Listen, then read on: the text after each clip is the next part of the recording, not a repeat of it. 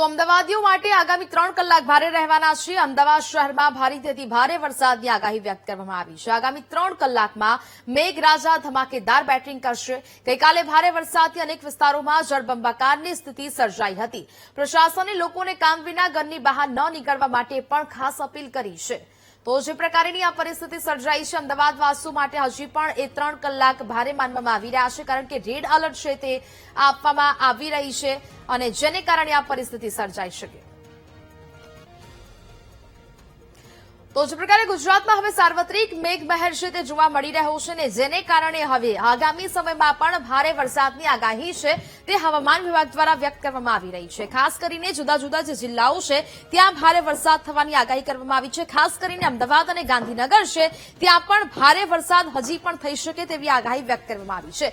વિન્ડીના માધ્યમથી સમજીશું કે હજી પણ ક્યાં ભારે વરસાદ છે તે થતો જોવા મળી શકે। તો જે પ્રકારે આ ગાંધીનગર અને અમદાવાદનો આખો વિસ્તાર છે ત્યાં અત્યારે ધોધમાર વરસાદની અને ભારે વરસાદની આગાહી છે તે વ્યક્ત કરવામાં આવી રહી છે। ભારે વરસાદની આગાહી એટલે કે હજી પણ 3 કલાક ભારે છે તે થવાના છે, કારણ કે મેઘરાજા અહીંયા મહેરબાન થઈ શકે છે અને હજી પણ આ પ્રકારની પરિસ્થિતિ છે તે અહીંયા જોવા મળી શકે। ઉત્તર ગુજરાતના જે ભાગો છે ત્યાં પણ આ પરિસ્થિતિ જોવા મળી રહી છે। વાવ, થરાદ છે, આ બાજુ મહેસાણા છે, આ તમામ જગ્યાએ વરસાદી વાતાવરણ છે તે જોવા મળી શકે છે અને તેને જ લઈને ભારે વરસાદ, અતિ ભારે વરસાદ ક્યાંક થતો જોવા મળી શકે, કારણ કે ઓરેન્જ અને રેડ એલર્ટ છે તે હવામાન વિભાગ દ્વારા આપવામાં આવ્યું છે। સાથે સાથે દક્ષિણ ગુજરાતમાં પણ એ પ્રકારની પરિસ્થિતિ છે। વરસાદ ધીરે ધીરે ઘટતો જોવા મળશે, પરંતુ ખાસ તો અત્યારે આ સૌરાષ્ટ્રનો જે વિસ્તાર છે ત્યાં પણ એ પ્રકારની સ્થિતિ જોવા મળી રહી છે। ભારે વરસાદ છે તે થતો જોવા મળી શકે। રાજકોટના જે અનેક વિસ્તારો છે ત્યાં પણ આ પ્રકારની પરિસ્થિતિ જોવા મળી શકે। અમદાવાદની સ્થિતિ અહીંયા જોઈ શકાય છે કે અમદાવાદમાં પણ ભારે વરસાદ થતો જોવા મળી શકે। હવે અહીંયા સમજીએ કે જે પણ આપણે લો પ્રેશરની વાત કરી રહ્યા હતા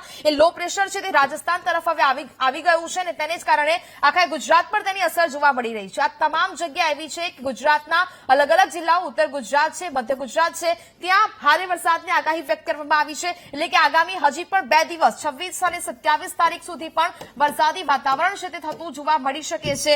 ભારે વાદળો છે તે ઘેરાઈ રહ્યા છે અને તેની જ વચ્ચે ધોધમાર વરસાદ છે તે ઉત્તર ગુજરાત સહિત અનેક જિલ્લાઓમાં વરસી શકે છે। વાતાવરણ છે તે બદલાઈ શકે છે। હવે ધીરે ધીરે આ વાતાવરણ છે તે અહીંયા હળવું બની શકે છે। આવતીકાલ પછી એટલે કે હજી પણ 2 દિવસ આવો ભારે વરસાદ છે તે થતો જોવા મળી શકે। આ પરિસ્થિતિ છે તે અહીંયા દર્શાવવામાં આવી રહી છે। આ દક્ષિણ ગુજરાતના જે ભાગો છે ત્યાં પણ ભારે વરસાદની શક્યતાઓ જોવા મળી રહી છે। સૌરાષ્ટ્ર અને દરિયાકાંઠાના જે વિસ્તારો છે ત્યાં પણ ભારે વરસાદ, આ જે પણ દરિયાકાંઠાના વિસ્તારો છે, પોરબંદર છે, આ દીવનો દરિયાકાંઠો છે, ત્યાં પણ ભારે વરસાદની જે આગાહી વ્યક્ત કરવામાં આવી રહી છે। ઉત્તર ગુજરાત, ગાંધીનગર, અમદાવાદ સહિત અનેક જગ્યા પર ધોધમાર વરસાદ છે તે ખાબકી શકે છે। એટલે હવામાન વિભાગ કહી રહ્યું છે કે જે પણ 5 સિસ્ટમો છે તે સક્રિય થઈ છે તેની સીધી જ અસર ગુજરાત પર થતી જોવા મળી રહી છે અને આ 5 વરસાદી સિસ્ટમને કારણે અત્યારે મેઘરાજા ગુજરાતને હમરોડી રહ્યા છે। અમદાવાદ અને ગાંધીનગરમાં તેની અસર છે તે વર્તાઈ રહી છે। ઉત્તર ગુજરાતમાં નવસારી બાજુ પણ એ જ પ્રકારનું વાતાવરણ જોવા મળી રહ્યું છે।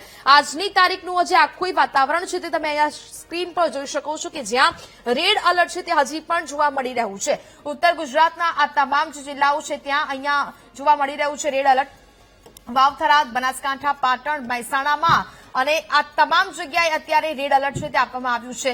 સુરેન્દ્રનગર, મોરબી, અમદાવાદ, ખેડા, ગાંધીનગરમાં પણ ધોધમાર વરસાદની શક્યતાઓ, આણંદમાં પણ ધોધમાર વરસાદની શક્યતાઓ છે તે હવામાન વિભાગ દ્વારા વ્યક્ત કરવામાં આવી રહી છે। સાથે સાથે આ બાજુ સાબરકાંઠા છે, અરવલ્લી છે, મહીસાગર છે, દાહોદ છે, પંચમહાલ છે, વડોદરા, ભરૂચ, સુરત, નવસારી, દમણ, દાદરા નગર હવેલી, આ તમામ જગ્યાએ ઓરેન્જ એલર્ટ છે તે આપવામાં આવ્યું છે। જામનગર, રાજકોટ, બોટાદ, ભાવનગર, અમરેલી, સૌરાષ્ટ્રમાં પણ ભારે વરસાદની શક્યતાઓ છે તે વ્યક્ત કરવામાં આવી રહી છે। એટલે કે કચ્છમાં પણ જે વરસાદની ધ્રા અત્યાર સુધી જોવામાં આવી રહી હતી તે કચ્છમાં પણ ઓરેન્જ એલર્ટ છે તે આપવામાં આવ્યું છે। એટલે કે આખો આ ગુજરાત છે ત્યાં અત્યારે મેઘમહેર છે તે થતી જોવા મળી રહી છે। ક્યાંક યલો એલર્ટ છે તે આપવામાં આવી રહ્યું છે, ક્યાંક રેડ એલર્ટ આપવામાં આવ્યું છે, તો ક્યાંક ઓરેન્જ એલર્ટ છે તે આજના દિવસમાં આપવામાં આવ્યું છે। એટલે કે તમામ જિલ્લાઓમાં વરસાદ છે તે થતો જોવા મળશે। આજની પરિસ્થિતિ છે એટલે કે આજે હજી પણ એ વરસાદી સિસ્ટમ છે તે સક્રિય જોવા મળી રહી છે અને વરસાદ છે તે થતો જોવા મળશે। આવતીકાલની વાત કરીએ તો વાતાવરણ એ જ પ્રકારેનું છે।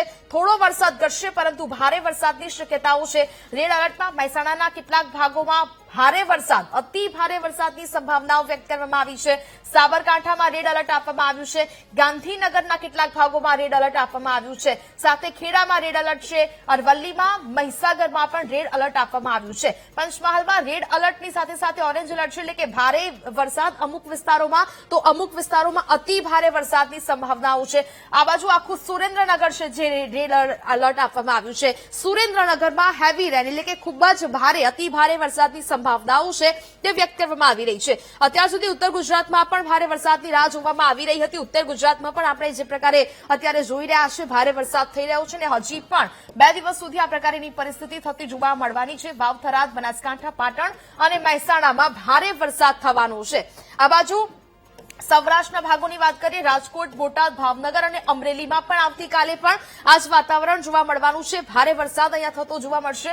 મોરબીમાં પણ ભારે વરસાદની સંભાવનાઓ. હજી અમદાવાદમાં પણ આ જ પ્રકારનું વાતાવરણ 2 દિવસથી, ગઈકાલે પણ જે પ્રકારનો વરસાદ આવ્યો છે, આજે પણ વરસાદ યથાવત છે. અવિરત અને ધોધમાર વરસાદ વરસી રહ્યો છે, જેને કારણે અનેક રોડ રસ્તાઓ છે તે બેટમાં ફેરવાયા છે. જળબંબાકારની સ્થિતિ સર્જાઈ છે. પરંતુ આવતીકાલનું વાતાવરણ પણ હવામાન વિભાગ દર્શાવી રહ્યું છે કે હજી પણ અમદાવાદમાં ધોધમાર વરસાદ છે, ભારે વરસાદ છે તે વરસી શકે છે. આ બાજુ આણંદ, વડોદરામાં પણ જે પ્રકારની પરિસ્થિતિ સર્જાઈ છે, વરસાદી વાતાવરણ બન્યું, અને હજી પણ વડોદરામાં આવતીકાલે પણ ભારે વરસાદની આગાહી વ્યક્ત કરાઈ છે. ભરૂચ છે, છોટાઉદેપુર, પંચમહાલ અને દાહોદમાં પણ ઓરેન્જ એલર્ટ છે તે આપવામાં આવ્યું છે. તો આ બાજુ દક્ષિણ ગુજરાતમાં વાતાવરણ થોડું હળવું બની રહ્યું છે, પરંતુ ક્યાંક છૂટાછવાયા વિસ્તારો પર તે પણ વરસાદી વાતાવરણ ત્યાં જોવા મળી શકે. સુરત, નવસારી, દમણ, વલસાડ અને દાદરાનગર હવેલીમાં વરસાદ થશે. ડાંગ, તાપી અને નર્મદામાં યલો એલર્ટ છે તે આપવામાં આવ્યું છે. કચ્છનો આખો પટ્ટો છે ત્યાં પણ યલો એલર્ટ આપવામાં આવ્યું છે. એટલે કે આ પ્રકારની પરિસ્થિતિ હાલ સર્જાઈ છે. આખા ગુજરાતમાં સાર્વત્રિક મેઘમહેર છે તે જોવા મળી રહ્યું છે.